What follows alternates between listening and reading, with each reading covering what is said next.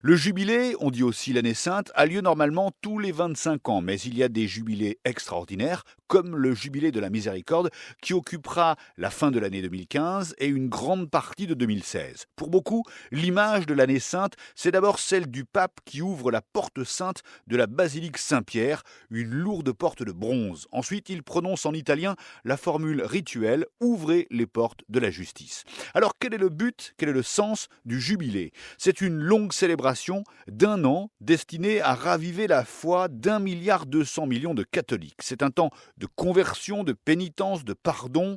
Le jubilé de la miséricorde va durer jusqu'au 20 novembre 2016 précisément. 21 célébrations sont prévues d'ici là. Un moment fort de cette année sainte pourrait être la canonisation de Mère Teresa en septembre. Le premier jubilé date de 1300 à l'initiative du pape Boniface VIII. Au départ, Boniface était modeste, il ne prévoyait qu'un jubilé par siècle. Seulement voilà, à partir de 1475, le rythme a été fixé à 25 ans pour permettre à chaque génération de vivre son année sainte. À l'époque, on ne vivait pas très longtemps. Et puis, au XXe siècle, il y a eu des jubilés extraordinaires, en 1933, en 1983, et puis là, ce jubilé.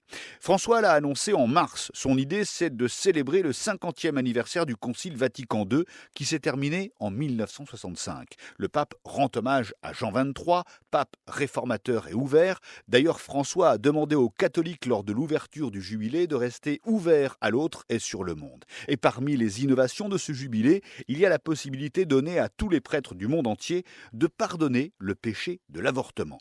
Une année sainte draine des millions de pèlerins vers Rome. En l'an 2000, 30 millions étaient venus pour le jubilé ordinaire convoqué par Jean-Paul II.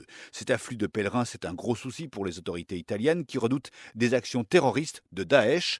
La sécurité est renforcée avec des policiers et des militaires supplémentaires, de la vidéosurveillance et par exemple les drones seront particulièrement surveillés pendant toute l'année sainte à Rome.